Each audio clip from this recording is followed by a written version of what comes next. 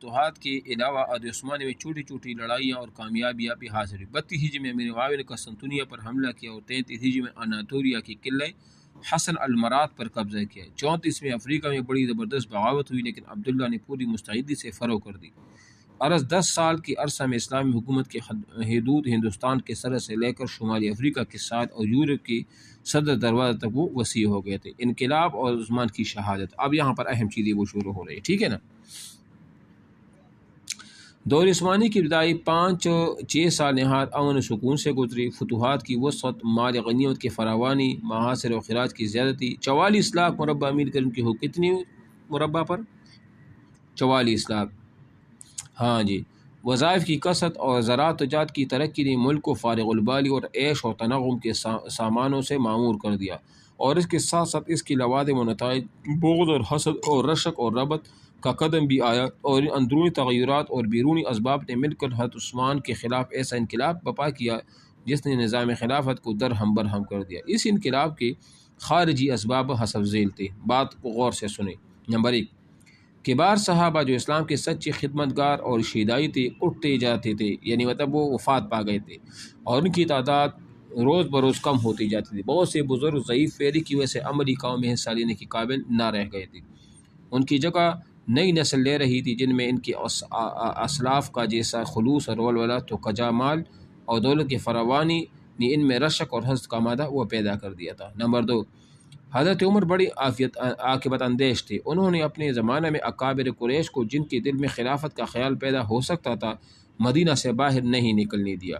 حضرت عثمان نے یہ قید اٹھا دی، یہ لوگ مدینہ سے باہر نکلے تو خاندان رسائل کے تعلق سے لوگوں نے انہیں ہاتھ لیا اور وہ بڑی بڑی جاگیروں کے مالک بن گئے۔ ان کا لازمی نتیجہ یہ ہوا کہ انہیں بھی اپنی جلالت شان کا احساس پیدا ہو گیا، اور مفتوحہ اقوام نے ان میں خلافت کی جذبات وہ پیدا کر دی۔ بات کو غور سے سنو۔ نمبر 3، اسلام نے جن اقوام اور مذہب کو مغلوب کیا تھا ان میں مخفی مگر نہایت سخت منتقمانہ جذبات موجود تھے، انہوں نے خلافت کو درہم برہم کرنے کے لیے سازش کا نہایت وسیع جال وہ بچھا دیا۔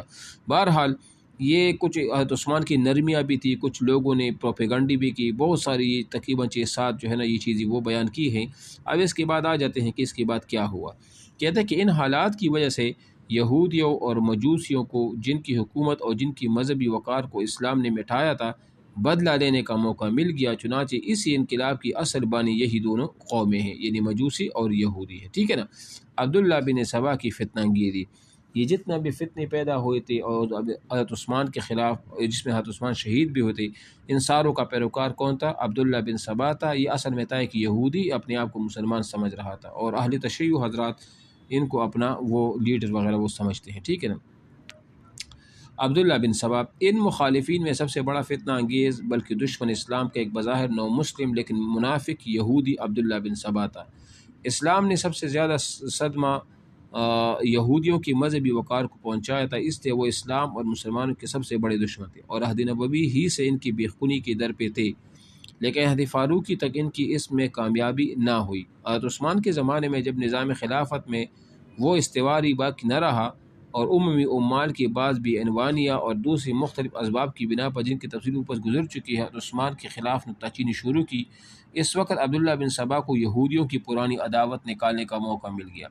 یہ بڑا ذہین، تپا اور سازشی دماغ رکھتا تھا، چونکہ یہودی مذہب پر قائم رہ کر وہ اپنے مقصد میں کامیاب نہیں ہو سکتا تھا، اس لیے اس نے اسلام کا لباس پہن کر حضرت عثمان بلکہ در حقیقت اسلام کے خلاف ایک وسیع سازش وہ شروع کر دی۔ بنو امیہ اور بنو ہاشم میں پرانی چشمک چلی آ رہی تھی، گو اسلام نے اس کو دبا دیا تھا لیکن وہ دلوں سے میٹھی نہ تھی۔ ابن سبا نے سب سے پہلے اسے ابارا اور محب اہل بیت کے لباس میں ان کی حمایت کے ساتھ ساتھ خلفائے ثلاثہ خصوصاً عثمان اور بنو امیہ کے خلاف پروپیگنڈا وہ شروع کر دیا۔ اب غور سے ان چیزوں کو سنو۔ اور سادہ لوگ مسلمانوں کو پنسانے اور ان میں تفریق پیدا کرنے کے لیے ان کے اوصاف وسعت عقائد میں خرافات شامل کر دی۔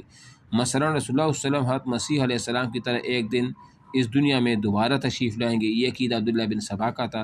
اور ہر نبی کا ایک وصی ہوتا ہے اور رسول اللہ صلی اللہ علیہ وسلم کی وصی حضرت علی ہیں، یہ بھی عقیدہ ان کا تھا۔ رسول اللہ صلی اللہ علیہ وسلم کی وصیت کو پورا نہ کرنے والے ظالم ہیں، حضرت عثمان نے ظلم سے خلافت حاصل کی ہے، وغیرہ ذالک من الخرافات، جتنے خرافات انہوں نے پیدا کیے تھے۔ تفریق کا یہ بیج بونے کے بعد اس نے نظام خلافت کو درہم برہم کرنے کے لیے حسب ذیل طریقے وہ اختیار کیے۔ میری آواز آ رہی ہے آپ کو؟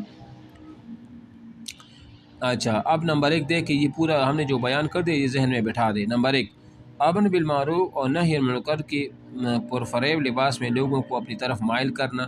نمبر 2، عثمانی عمال کو ہر ممکن طریقہ سے بدنام کرنا۔ اور نمبر 3، حضرت عثمان کی کنبہ پروری کی داستان مشہور کرنا کہ اس نے اپنے کنبے اور اپنے رشتہ داروں کو بڑی بڑی عہدے دی، یہ ویسے مشہور کر دیا۔ بدنامی کرنا، پروپیگنڈا کرنا یہ کر دیا، اور غلط جو ہے نا امر بالمعروف کے غلط طریقہ سے وہ استعمال بھی کر دیا۔ اس سازش کا جال اس نے تمام اسلامی مرکز میں بچھا دیا اور ہر جگہ دعات یعنی داغی اور خفیہ خط و کتابت کے ذریعے ایسا وسیع اور منظم پروپیگنڈا کیا کہ چند ہی دنوں میں سارے ملک کی فضا خراب ہو گئی۔ بات سمجھ آ گئی؟ ابن سبا کی کامیابی کے اسباب کیا تھے وہ بتا رہے ہیں۔ جیسے کہ ہم نے اوپر لکھے مختلف اسباب اور مختلف اغراض کی بنا پر عثمان کے خلاف ایک جماعت پہلے موجود تھی۔ اسے حضرت عثمان غنی کو نشانہ ملامت بنانے کے لیے ایک بہانہ ملنا چاہیے تھا، اس سے اس جماعت میں ابن سبا کی دعوت بہت کامیاب رہی۔ یہودیوں کے بعد مسلمانوں کی دوسری دشمن اہل عجم بھی تھی، یعنی عجمی لوگ جن کی حکومت انہوں نے مٹھائی تھی، جس طرح مطلب فارس ایران کے لوگ تھے۔ اس کی فطرت میں شاہ پرستی تھی، یعنی بادشاہ پرستی تھی۔ ابن سبا اہل بیت کی داغی کے لباس میں تھا، اس لیے سرزمین عجم میں اس کی تحریک کو بڑا فروغ حاصل ہوا۔ گویا عجمیوں کا نقطہ نظر اس سے مختلف تھا۔ ابن سبا کا مقصد مسلمانوں کا شیرازہ درہم برہم کرنا تھا، اور اہل عجم چاہتے تھے کہ اسلام خلافت ایسی موروثی کالے میں ڈل جائے کہ اس کی خدمات یعنی حمایت اہل بیت کے صلہ میں ان کی حکومت سے زیادہ حقوق حاصل ہو جائے۔ اس لیے عراق میں وغیرہ میں ابن سبا کی تحریک زیادہ برابر و ثابت ہو گئی۔ ٹھیک ہے نا؟ ان طبقوں کے علاوہ بعض مخلص مسلمان بھی اس کے فریق میں اس طرح آ گئے کہ بعض نوجوان عثمانی عمال میں جو عہدے سعادت کے فیض تربیت سے محروم تھے، صحابہ کرام کی جیسا اخلاص و تدوین نہ تھا، پھر حضرت عثمان میں فاروق کی سہولت نہ تھی جس سے بڑے بڑے مدبرین تراتے تھے، بلکہ آپ فطرت نہایت نرم خو، حلیم متبع اور متحمل مزاج تھے۔ آپ میں عفو درگزر کا مادہ زیادہ تھا، اس سے آپ کے عمال سے جو بدعنوانیاں سرزد ہوئی تھی، گو علم کے بعد آپ ان کا پورا تدارک کرتے، لیکن کبھی کبھی چشم پوشی بھی کر جاتے تھے۔ دونوں صورتوں میں مخالفین کو بدنام کرنے کا بہرحال موقع مل جاتا، اس سے بعض مخلص اور خیر خواہ خلافت مگر سادہ مزاج بزرگوں کے دلوں میں بھی شکوک وہ پیدا ہو گئی۔ ابن سبا نے دعات کے ذریعے، داغیوں کے ذریعے اور تحریری پروپیگنڈا کے علاوہ خود عراق اور مصر وغیرہ جا کر خفیہ جماعتیں قائم کی۔ سب سے اول 23 ہجری میں عبداللہ بن عامر والی بصرہ کو اس کی سازش کا علم ہوا، یعنی عبداللہ بن سبا کی سازش کا۔ انہوں نے اس کو اپنے یہاں سے نکالا، یہاں سے نکل کر وہ کوفہ پہنچا، کوفہ میں بھی نکالا، تو آخر میں مصر کو اپنا مستقر یعنی جگہ بنا لیا۔ عرض مذکورہ اسباب کی بنا پر قریب ہر جگہ ابن سبا کی پروپیگنڈے کا کچھ نہ کچھ اثر پڑا، خصوصاً عراق جس میں مختلف قوموں کی مخلوط آبادی کی وجہ شر و فساد کی فطری صلاحیت تھی، اس کا مرکز بن گیا۔ چنانچہ کوفہ اور بصرہ میں اعلان حضرت عثمان کے مخالف وہ پیدا ہو گئے۔ بات سمجھ آ رہی ہے آپ کو؟ اچھا جی، اب یہ آگے کہتے ہیں کہ